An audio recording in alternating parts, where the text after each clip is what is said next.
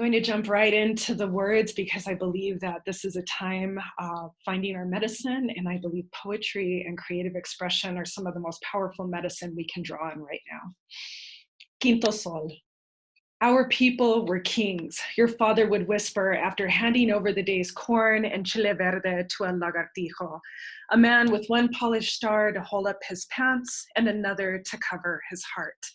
A man whose boots were never dusty, even when he sat at a table in the fields, a scale beside him, the harvest stacked in burlap behind him, a ledger opened before him, the curandera holding an umbrella over him, a man with thick hands and skin so clear you could almost see his blood run. It made him seem more real, more alive somehow than you, your father, or any of the Mexicans on the new border. Now you must ask permission to pull chile verde or tomatoes from the vines. So many for them, sometimes there is enough for you. El lagartijo's doctor opens your father's mouth, tapping his teeth with a silver spike the way your father once inspected horses. This one can work, he says. One day the curandera is gone. Before Lagartijo and his doctor, the people paid her to heal. She was the first to hold you as the afterbirth and too much blood gushed from between your mother's legs. Your father gave her the calf he'd smoked in a desert pit, eggs to cleanse your blood and spirit, rosemary to sweep away el susto, a fright so great it sends the soul into hiding. Now the calves belong to the company, a mine, a railroad, a ranch. The eggs and even the herbs belong to the town, which is just another name for mine or railroad or ranch. You imagine the curandera becomes wind. El lagartijo will take you one night. His boys will take your daughters. You are property here. This one can work. They make your father sign a parchment littered with a language he can't read, and the next day they come to collect. You learn a new phrase that day, water rights. You never knew a man could own what so clearly belongs to the earth. You will sign with an X, the only letter you write, the same in either language, on either side. Now there are sides, us, them, and you don't know which you are. Up, down, here, there, they will come up here from down there. They won't stop, no matter how many fences, how many rangers tracking them through crosshairs, how hot the sun that spirits of dead mothers blow across the sky, no matter how strong La Migra, how many signs on this side reading, no dogs or Mexicans allowed. They will come. You bury your father on the plot set aside for you people. Mark his grave with an agate you place face down and lift only in those silent moments when you whisper to him, squatting on what must be his feet, tracing your finger along concentric bands of color. You imagine a heart cracked open must look the same. Our people were kings. You will forget that your people built Paquimé and Tenochtitlan. You will never climb the steps leading to the moon at Teotihuacan.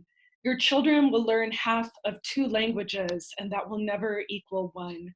This new country will hand them uniforms, soldier, miner, waitress, mechanic, their names stitched in red over their hearts. Your children will wander across these lands, thirsting beneath the fifth sun.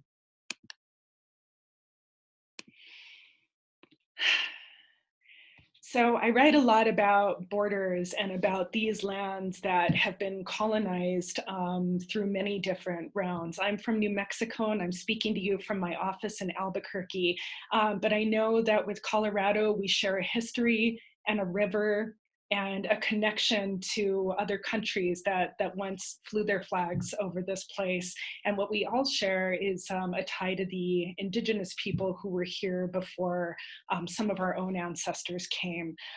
So I want to thank you all for attending today. Thank you so much, Kevin, for the invitation. It's a thrill and a privilege to be able to open up for John Powell, who I've admired for many years. And I'm especially moved by the themes of othering and belonging. And so as a lean into that, I'm going to read a little bit more about borders. This next poem is called Where the Border is Not a Metaphor.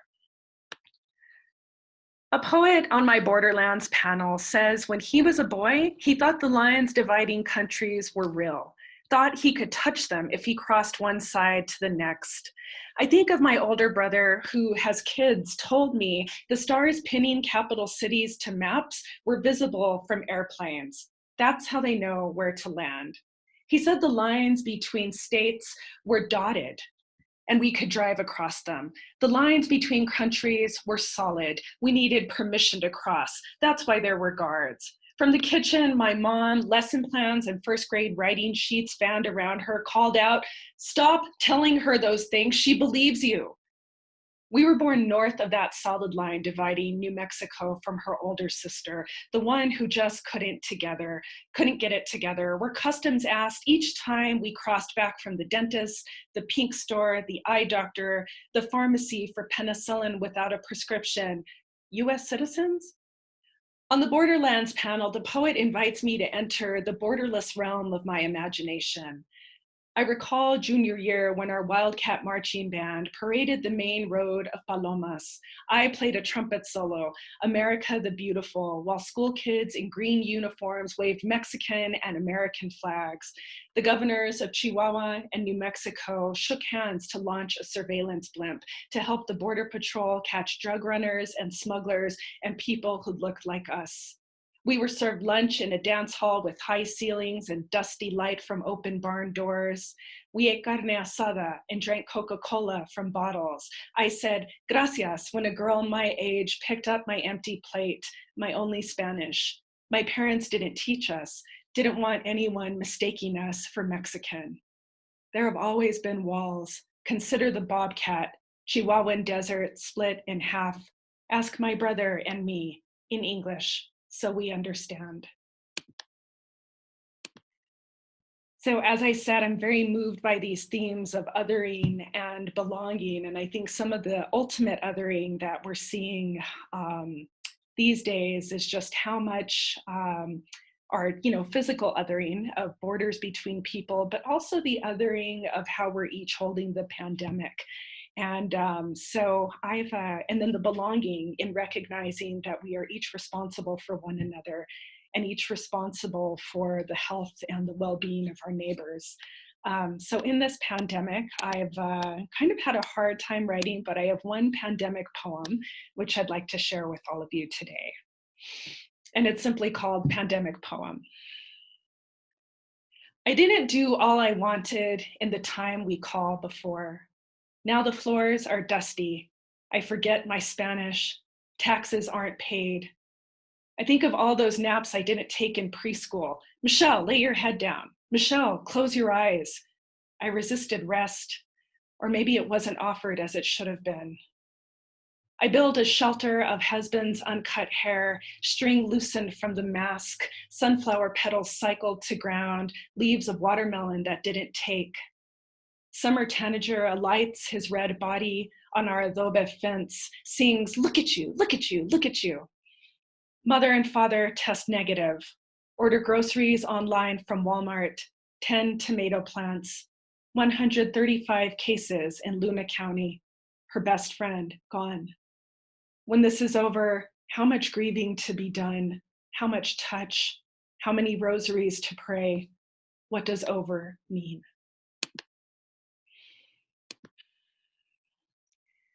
So I think of how we're each getting through the pandemic and what we're rooting into. And I'm really rooting into these ideas of just like John Powell speaks of what it takes for us to belong. I found some of my belonging in making tortillas, in gardening, and I brought to mind an essay that I actually wrote a few years ago, but I've updated for this time. So it's an essay with poetic language, and I'm going to leave you with this. The essay is called "Story Can Save Us." When I was 8, I dug a hole in our front yard.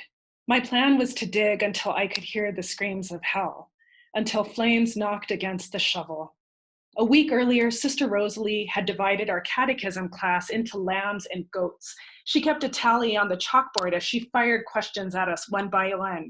Do you say bad words? Do you disobey your parents? Do you go to Mass every Sunday? The wrong answer or even hesitation cast us into the fiery pit.